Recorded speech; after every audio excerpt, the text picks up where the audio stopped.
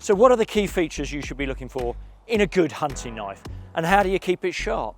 Well, I speak to some of the guys in the know and tease out the key features of what you should be looking for in a great hunting knife. First of all, a brand which most of you will be familiar with, Emberleaf. So, Dean, what makes a good stalker's knife?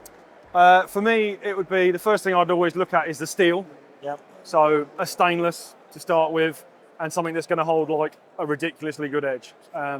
Stalkers are quite tough on knives, where they come in contact with bones and other things, or they're having to like cut round in like weird angles. So high dexterity in a shape, but yeah, the steel and the material is ultimately is what makes it. When you say a good steel, I mean, what are we talking here? Powder metals. So before we get too technical into it, yeah, but like molecular powder metals that have good stainless and corrosion resistant properties. Yeah. And some of them that can be required to flex and return back to where they were meant to be. So if you're trying to if you're like charcuterie knives where they want to go around corners like for boning and stuff. And then you've got a tricky thing here, haven't you? Because you want to be able to sharpen the knife easily, but you also want it to retain its edge. So yeah, so obviously with a really high-end steel, it will last a lot longer than say like a cheaper knife. Yeah. Mass production has its place, but handmade knives, you expect them to last a lot longer, and but they do have higher maintenance requirements if you want like that surgical standard. Yeah. So you've got a few examples here in the cabinet. Yeah. Perhaps you'd pick up something that you might recommend. Yeah. So the one we're most famed for is a Kale. So it's a Kale AR V2. With scallop, so you've got your guard, and it's got your flats on, so you can choke it up, and you can also choke up the tip. The blade obviously comes up, and it just acts as an extension of your hand, basically. Yeah. And it will 4 inches long. Obviously, handle material can be whatever you like, and it will just do everything you need it to do. And once it starts to get up to like red, you want to like maybe look at using a longer or broader knife for whatever reason. But yeah, it's personal preference. Explain that point again, Dean. Sorry. So certain species require certain types of dexterity or certain gralloching methods, whether it's green or suspended.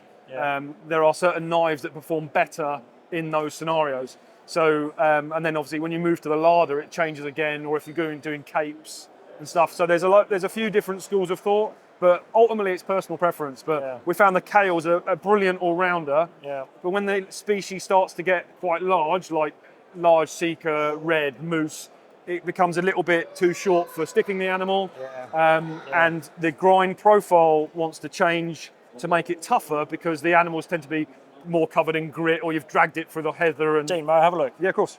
So, when I pick up that knife, it's really interesting you point this blade out, because for me, that's absolute perfection. Because I think, as you've noted, you need a certain amount of length on that knife, because when you bleed the animal, you need to be able to come into that chest cavity, don't you, and get a good strong bleed. Sometimes if the blade isn't long enough, you're not going to achieve that. And the other thing, Dean, that I really like about this is because when you're working around trying to get that, I think the correct term is the sphincterectomy. Yep. When you're working around the anus, cutting around it during your gralloch, you also need to be able to get within the hip girdle. And a thin or narrow blade like that is perfectly capable of doing that. It's a very pretty knife, isn't it, as well? And, see, now that's really good, because that fits in my hand really nicely. And it's also got this slight curve to it here, which my index finger, is that right? So it's locked in, yeah. Just locks that in and holds it beautifully in place. Dean, back over to you. Thank you. And your price point on the knife like that? We start at $430 is the cheapest knife we make, basically. But that would be one of these in about 900 different handles, and they go up from there. We've done some silly, expensive stuff before, and obviously we stock a lot of well-known gun shops. And how long have you been running now, Emberleaf? You've got a great reputation. We've been full-time 14 years and 12 years under the Emberleaf banner, but we've been making knives since we were nippers, so it's a whole thing for us. It's a bit of an addiction. Well, listen, well done with that. Thank you. Because Emberleaf, I think, have really come on, and they're a fabulous brand. So thanks for your time. Thank you. Appreciate it. So that's what Emberleaf have to say, but do the others agree? Okay, so we've heard from Emberleaf, but now I'm with Dal from Revenant Knives. Dal, Pleased to Thanks meet for you. taking the time. No, Bruce, not a problem. Now, listen, I'm going to ask you the same question as I asked them. What makes a good stalker's knife? Coincidentally, I don't stalk. I Okay. just work with a few key people in the industry, and they asked me to come up with something that would work. We went from there. Good. And I think you've got an example here, haven't you? Yeah. This is how we ended up. The design has evolved over the past couple of years, but to tweak certain things. But this is where we ended up, and this is the knife we took to production. Yeah. May I have a look? Yeah, of course you can. Yeah, we're quite happy where we are. Perfect. So what I like about that, as I pick that up, is how it fits in my hand. And it stops here on the handle, doesn't it? Which allows me to do that. The other thing I like is that blade. Now, a bit of thought's gone into that, has it? So tell me more about the blade. Could I just show you a grip? Please. One of the main grips we went for was so when you're working inside, you've got this kickback to hold against it and just drop the point away so it doesn't go to the places where you don't want it to go. Yeah. And we just wanted to work on multiple different grips, and we sort of went to lots of different steel, finished on that, and I think we've got it just right. So would it be true to say that a good knife then is one that you can rotate in your hand, Multiple functionality that you can use from a ergonomical variety of in different... multiple different positions. Yeah. Interesting. And in terms of that blade width, the steel there, you think we got that about optimum there? Yes, I believe so, yeah. We adjusted it sometimes when and touch longer, touch down, we decided to just, there was the optimal thing for multiple species. Mainly developed on the regs, but capable of all the other species as well. So, and that's where we ended up, and I'm quite happy with it, to be fair. I think, Good. I think it So works. we've got some good continuity there, haven't we? What we've got talking about is the length of the blade, because no matter what species you're hunting, you need to be able to drive that up to bleed the animal to get a good strong bleed into the chest cavity. So that's important. The width of the blade allows you to carry out that sphincterectomy on an animal when you're gralloching it. And of course, you also need to be able to handle the knife in a variety of different ways, because remember, you're going to be cutting from a variety of different angles. So very often it will rotate in your hand like this, and it has, as you put it, quite a lot of functionality from a number of to be as different ergonomically as positions. possible in multiple different positions for use for different aspects, and we believe we're there. We've got it correct. Does it feel comfortable sticking in the hand? It does. I mean, I've got quite big hands, and it stops there just at my finger and allows me to take It's just enough it there. to sit inside the grip. Yeah, I mean, in truth, personally, you can see it's just touching into my palm here a little bit. So, in truth, I might come on another half an inch, but this is a very personal We did design thing. to be a bit further up the blade when you grip it as well, so it is more for the intricate grip. But like I say, it's got multiple grips, and we believe we Show me that. So what you're saying is we want to sit when you're working in intricate, and for when you're. So you've got this palm as well, but every hand's different. So what I do, I don't pattern make a knife. Every knife I make is individually made. So if you pick another knife up, it will feel different because all hands are different. So what Dale's saying then, he's quite right, is that actually, for example, if you're unzipping the animal, sometimes you need to have your finger way up the blade here, and that allows you to do that, and then you can see it fits nicely in the palm of my hand nicely. So, as I say, a bit of thought's gone into this, and I think they've generated a really nice knife. Okay, so we're continuing to ask the question, what makes a good stalker's knife? But in fact, what makes a good hunter's knife? Well, I'm here with Chris. Good to see you, Chris. How you doing? Now, Chris is from Wilslock Forge, and you come up with a couple of really good points about when you're buying a knife or when you're getting hold of a knife. And the first one was in relation to the handle. So tell us more. Yeah, so a lot of the knives that I make are carbon steel knives with natural materials. They've got bone handles and they've got leather handles and wooden handles, which isn't what a lot of hunters and stalkers are looking for in a knife. They need a stainless steel knife with a synthetic handle that can be food safe, can be sterilized in a dishwasher, so you can use it professionally. So that's really important, and the synthetic materials provide that advantage. Yeah. And you said something else here which really sort of like piqued my attention, because it's a really good point. The best knife is the one that you've got on you. Yeah, so I specialise not in specific hunting and stalking knives, I specialise in UK legal pocket knives, folding knives.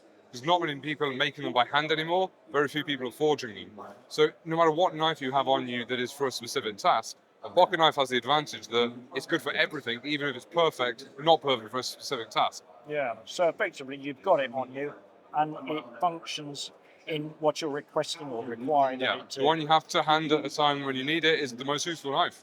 Now listen, you're talking to a former police officer here, so you tell me, what makes a deer legal pocket knife? So it has to be under 3 inches and non-locking. So you can have a friction folder, which has a forged tang, and you just hold it open with the pressure of your thumb. or you can have a slip joint, which, like any kind of traditional pocket knife, has a back spring. Then when you open it, you got your nice snap. It's not going to close on you, but it's non-locking, so there's no button or mechanism that locks it. Got it. Brilliant. Really good advice there from Chris. Chris, thanks very much. Thank you very much. So I'm here at Manor Knives, and this time I'm with Mike. So let's ask Mike exactly what makes a good stalker's knife. Probably the first point would be high-end quality steel. Okay, so good steel. Good steel, stainless steel, ideally. You've got no staining, no problem with contamination, easy to wipe clean, easy to clean. So stainless steel.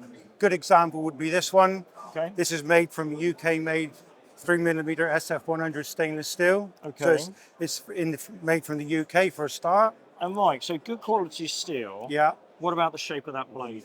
Well, there's a whole minefield when it comes into deer stalkers, what they like. Yeah. Personally, I like a blade with a bit of a swoop. If you want to, you can put your finger there.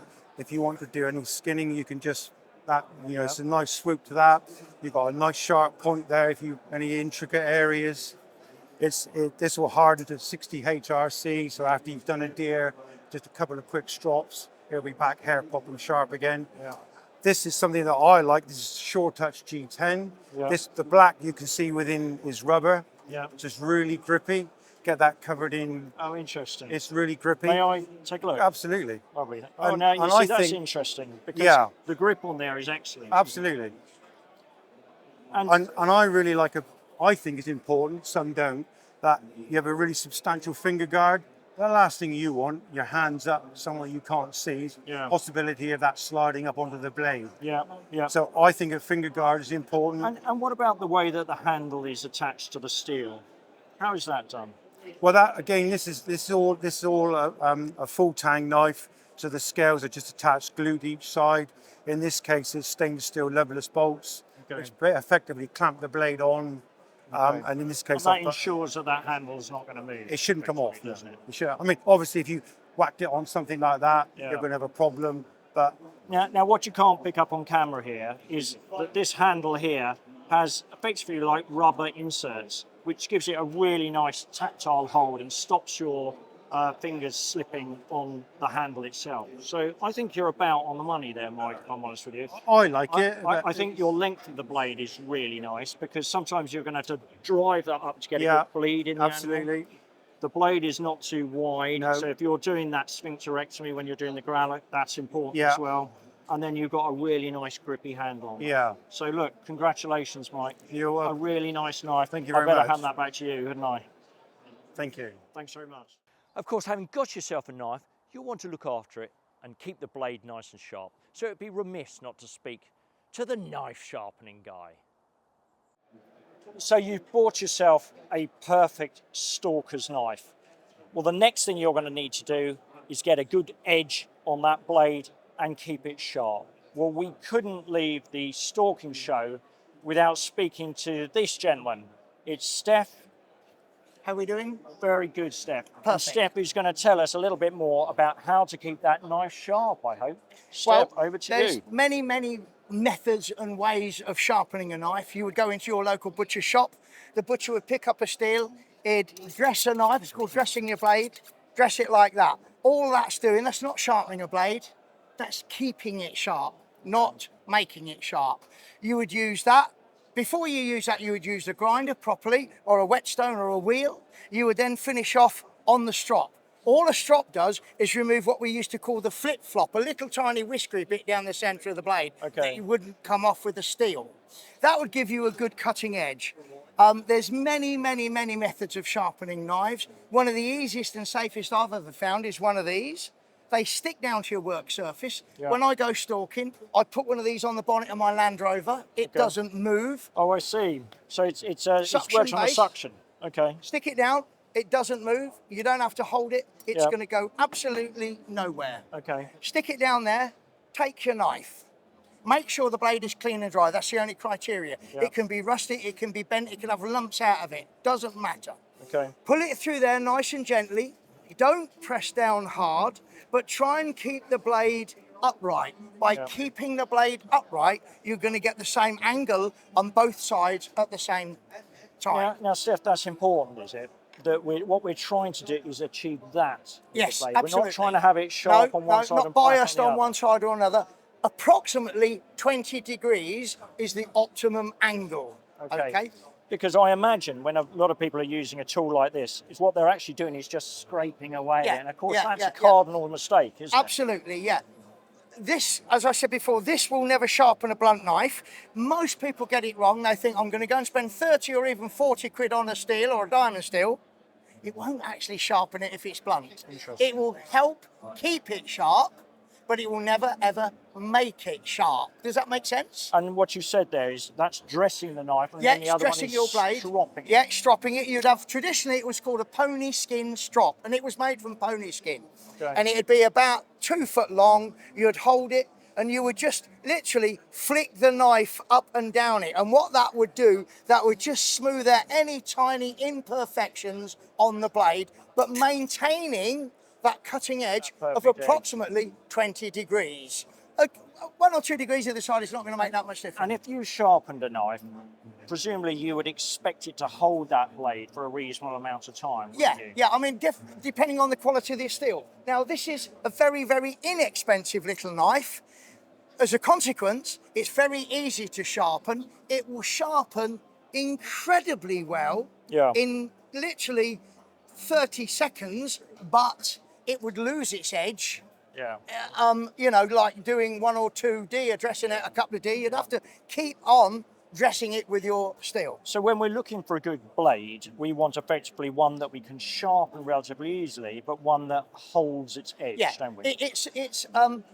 it's like a fine divining line. If you get a knife that its blade is too hard, you're never going to sharpen it. Yeah. If you're going to get a knife that's too soft, great, you can sharpen it like a razor, but it will go blunt relatively quickly. And you're going to have to keep coming back to sharpening quickly. It's just finding that balance of the two. Yeah. And once you've got that, get a knife brand that you're familiar with, that you like. I have certain knives that I go deer stalking with. I love those knives. They never let me down. They're just a great knife. Yeah. They're not too hard. It will hold an edge and it will keep an edge. Yeah. And it's not too hard to sharpen. Yeah. Okay, so what have we learned here? Well, I think first of all, we've learned about the type of steel.